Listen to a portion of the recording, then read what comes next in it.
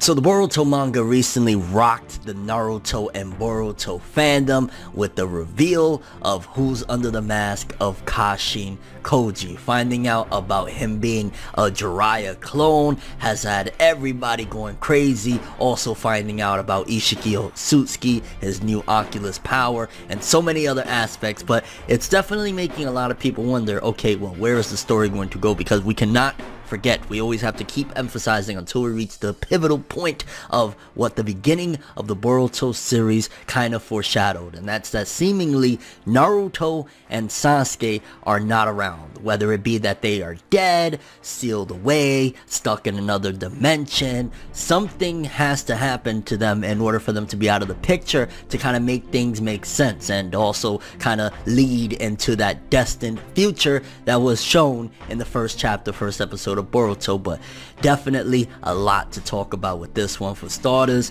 where is all of this going to go? Why bring a character like Kashin Koji, who is a Jiraiya clone, into the story, and what is his purpose going to be? I mean, it's definitely not going to be, and it would be very, very disappointing if he was shown and then just killed within this battle of Ishiki Otsutsuki versus Jiraiya, or Jiraiya clone, or Kashin Koji, whatever you want to call him at this particular point. So let's talk about where all of this is going to go, and a crazy theory that I have, or I wouldn't say crazy, but I definitely think that is very valid, and this is potentially where the Boruto story is going to go, leading into the inevitable time skip that we're going to have with the Boruto series. Let's talk about some Boruto, baby. Let's do it. I say we gonna do what we do, no matter how you move, make your move. That's how it be though. So where we last left off with the Boruto manga chapter 47, a lot of things was going down. We had a fight with Jiraiya's clone, Kashin Koji, versus Ishiki Otsutsuki. We found out more.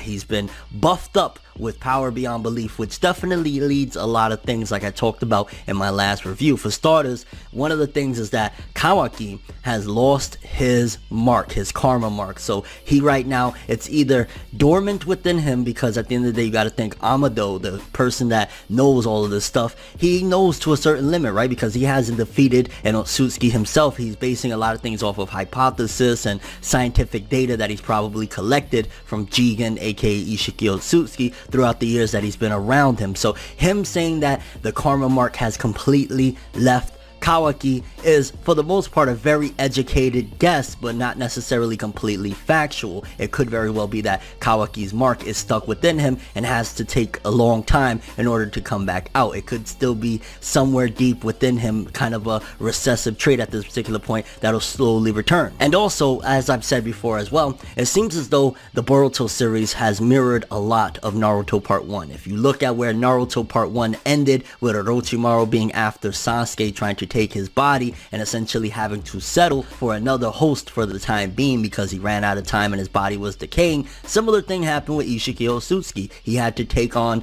this, body using Jigen, and he's incomplete. So right now, one of the things you gotta wonder is, okay, we know in the beginning of the series, we see that Kawaki once again has the karma mark. So how is that going to come about? What's going to happen? And why is he evil, essentially attacking the leaf and saying it's over for the life of a shinobi and all of that stuff? Well, for starters, you gotta say that that's one of the things that is definitely going to lead into a time skip. Whatever the case may be, whether it be that Kawaki himself goes evil, or he eventually ends up killing Ishiki Otsutsuki himself and taking on the karma mark, you definitely got to note that there's some involvement that he's going to have leading up into this time skip with Ishiki Otsutsuki. And here's where I think some of the stuff regarding, at the very least, Kawaki so far is going to go. Because right now we got this battle heating up, Ishiki Otsutsuki versus Kashin Koji, Jiraiya clone. I don't think, to be honest with you, like I've said before, that he's going to kill him. I think that he'll injure him at best, or something's going to happen to delay that point. And I definitely think that one of the things that could potentially solve this situation with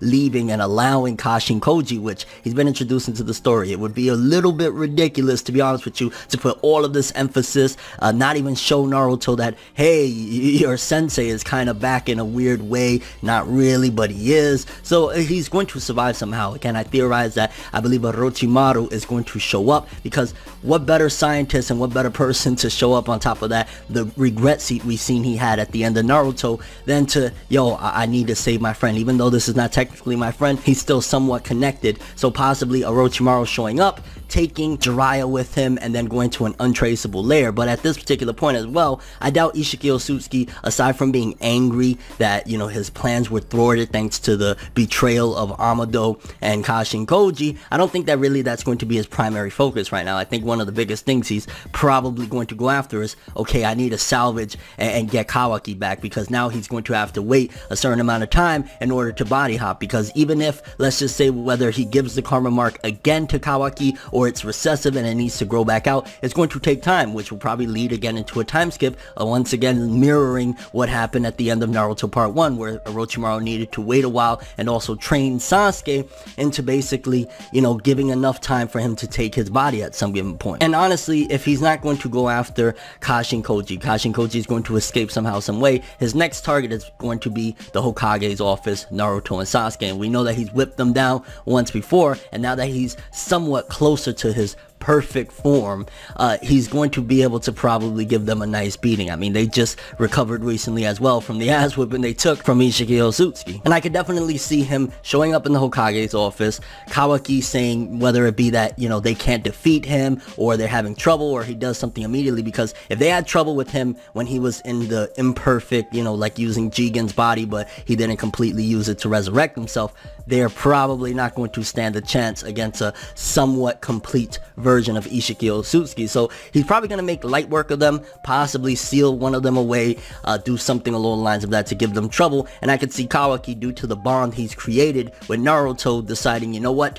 I'm gonna go with him. I don't want the leaf to get destroyed. I've caused enough, you know, my presence being here. A lot of, you know, in the beginning, Ishiki Otsutsuki wasn't even prioritizing attacking the leaf or anything like that. He's really going to be showing up in order to take Kawaki away. So I could see Kawaki willingly going with Ishiki Otsutsuki in order to save the leaf from getting destroyed, or save Naruto in particular, because that's who he's really having a loyalty and a bond with right now. So he's gonna probably say, yo, if it means to save Naruto, I'm going to go with you. So that'll solve one thing of basically separating Kawaki away from the leaf and away from Boruto, leading into the time skip, in order to create whatever mindset Kawaki ultimately has in the time skip that, you know, leads to that final fated battle between Kawaki and Boruto. He's going to go with Ishiki. I don't know if there's going to be some brainwashing involved. I don't know if at that particular point, because it's still possible he could slap that karma mark back on, or the karma mark could return somehow, some way, and Ishiki Otsutsuki could be in Kawaki's body. You can't completely throw that theory out yet, because again, we've seen karma on Kawaki at that final battle against Boruto. So then if you solve that problem, okay,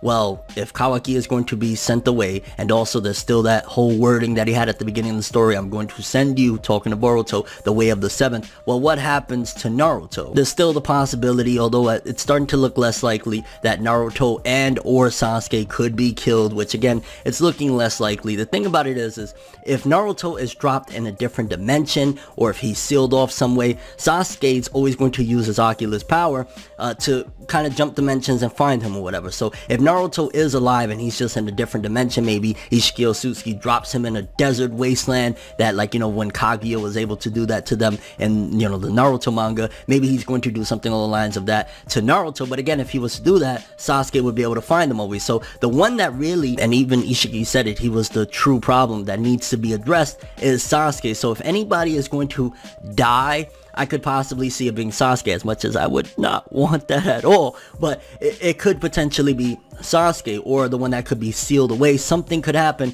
and it's possibly going to be to Sasuke, and then Naruto again could either be once again sealed in that jar that he had Naruto sealed in the last time, or he could be dropped in a different dimension. Something is going to take Naruto out the picture, but I don't see him completely dying. I mean, it could happen. It would be insane. It would rock us. We'd all cry and bawl our eyes out and everything, but I'm seeing that possibly it could be Sasuke is going to be the one that whatever bad thing is going to really happen, it'll happen to him, and Naruto's just going to be locked away somewhere in a different dimension, sealed off, something along the lines of that, and possibly even presumed to be dead. So then if you take out those two people out the picture, you gotta ask, well, what will happen with Boruto? If Kawaki is going to be on the side of basically being with Ishiki Otsutsuki, possibly training, you know, he's going to be have a different dynamic of a relationship at this point with him, because also he's probably going to be scared as shit. Like, if Naruto and Sasuke couldn't ahead and take out the weakened version of him. Now he's a lot stronger. He's probably going to want to obey. On top of all that, he's going to be like, anything for you not to destroy the leaf and do whatever you're going to do to Naruto. And I think that's one of the things as well you got to look at, why Naruto won't be dead, at the very least now. I don't know about later on after the time skip or whatnot, but Kawaki won't obey Ishiki if Naruto is dead. One of the things that's going to make Kawaki go with Ishiki is the fact that he wants to protect Naruto. But then again, if Naruto and Sasuke are out the picture, where does that leave Boruto? Who mentors Boruto from here on out? How does he get any stronger? What's going to happen? Because he's not going to obviously have his father, and then if Sasuke is out the picture as well, his main sensei, he's not going to have him either. So one of the things I'm thinking is Kashin Koji, aka Jiraiya's clone, will be the one that'll inevitably train Boruto. In terms of the anime, it would be so great because they already had that interaction and experience in the Boyhood arc when he went back in time. So he's kind of going to understand a little bit about Jiraiya and see like a younger version. I think also it'll be a great passing of the torch. Again, it'll be reliving in a way and redoing some of, you know, part 1 and part 2 of Naruto, where like Naruto went to train with Jiraiya, whatever, Boruto going to train with Jiraiya. It'll be one of the greatest things for his character, for him to get stronger. We also have, because you could argue that if Jiraiya, he was real old, you know, towards the end of Shippuden, he probably wasn't at his prime or his peak. This clone of Jiraiya potentially could be, maybe not wisdom-wise, maybe not strategy-wise, but in terms of strength and jutsu and whatnot, this guy could probably be the creme de la creme. And we still gotta wonder how Amado was able to clone Jiraiya. Was it with the help of Orochimaru? Because also, if Orochimaru is the one to save Jiraiya, is he going to be involved in potential training of Boruto as well? Will Boruto seek out Kashin Koji? Is Kashin Koji going to show up and be like, yo, come with me, we gotta train, this is the only way we're gonna be able to stop this dude when he returns? Because if you think about it, if everything is mirroring part 1 of Naruto to a certain degree, obviously, then one of the things after Sasuke goes off with Orochimaru, Kawaki goes off with Ishiki, Naruto went off to train with Jiraiya, Boruto could go off to train with Kashin Koji, aka Jiraiya. And it'd also be a very dark thing. Now, to be honest with you, how it would go about, because like, are Sarada and Mitsuki going to tag along? And it's not like the Leaf, you know, like Konohamaru and them are just going to let it go down. It'd have to be either Boruto seeks out Kashin Koji and goes off on his own to find this dude. And you also got to think at that particular point that it's going to be that Naruto knows. Before all is said and done, Naruto is going to have to know that, oh shit, that was my sensei that actually is under that mask. So I don't know if Ishiki Otsutsuki, when he returns to the office, is going to tell Naruto, oh, by the way, when you go to hell or wherever the hell you go after I murder you here, make sure you tell your sensei that I just killed off hello. So Naruto is definitely going to have to know, and of course Boruto is going to entrust that, oh shit, if that's his sensei, that's Jiraiya, yeah, he'd be the best person that could help me get strong enough to be able to take on this threat. Although I'd still, you know, power-wise, I'm like, the only thing that would really help Boruto and benefit him greatly would be the karma mark. We've seen when he went berserk. We've seen when Momoshiki took over and gave him that strength. And I think one of the things as well that this clone of Jiraiya could help him with is mastering the art of his pure eye and also karma. You gotta think,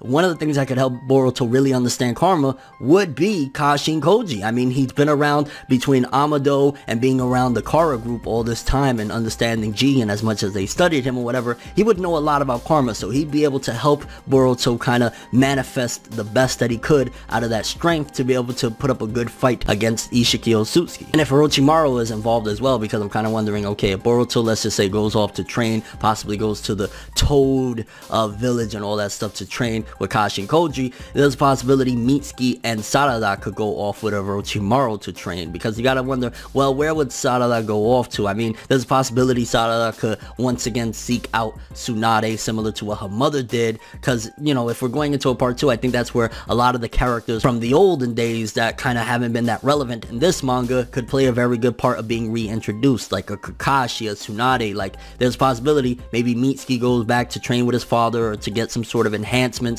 be able to take it to the next level with his Sage Mode, and then Sarada goes off and trains with Tsunade, or maybe even her mother, Tsunade. Like, there's so many possibilities, because you gotta think there's still plenty of people in the village. Yeah, Naruto and Sasuke dwarfed a lot of them in strength, but they're still Rock Lee. there's still a lot of people that could really enhance these kids and train them up, so once we go into the time skip, things could be different. And just, there's so many things to look forward to leading into the Boruto time skip. Naruto finally finding out, holy shit, that's my sensei, what his reaction is going to be, whether it be prior to the time skip or following the time skip. Maybe after Boruto rescues him, he comes with Jiraiya, and then Jiraiya jumps in front and dies, because there's no doubt in my mind that Kashin Koji is going to die when all is said and done. Like, it's his fate. Maybe it might not be now in this battle against Ishiki Otsutsuki, because again, what would be the point of that? That would be ridiculous, introducing this great and mysterious character only to kill him off just as he's revealed without Naruto ever finding out. Naruto is going to find out. His reaction,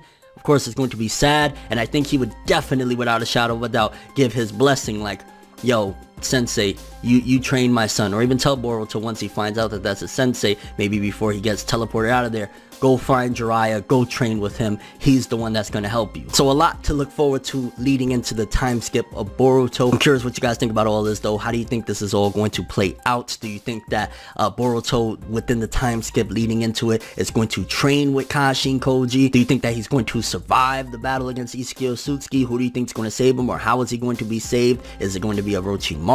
Also leading into the time skip, who do you think Sarada and Mitsuki are going to train with if they're all going to be going off to train? And again, it's going to mirror Naruto Part 1. If Naruto went off with Jiraiya and Sasuke went off with Orochimaru, then it'd be a huge possibility that Boruto could go off with Kashin Koji and Kawaki goes off with Ishiki Otsutsuki. And again, what do you think is going to happen to Naruto and Sasuke to build into this, you know, time skip where something happened to both of them? Do you think that they're going to die? You think one of them is going to be sealed, one of them is going to die, or something totally different due to the eye technique? Maybe they're going to be locked in Ishiki Otsutsuki's eye. Again, we don't know the full extent to the capabilities of his new eye technique, so we gotta just, I guess, wait and see about that. But I'm curious what you think is going to happen with that, and your overall thoughts and expectations for everything leading into the time skip, how it's all going to play out. But I definitely think that, without a shadow of a doubt, Naruto is 100% going to give his blessing, and if anything, encourage Boruto, like, if I'm not here and Sasuke's not here, yeah,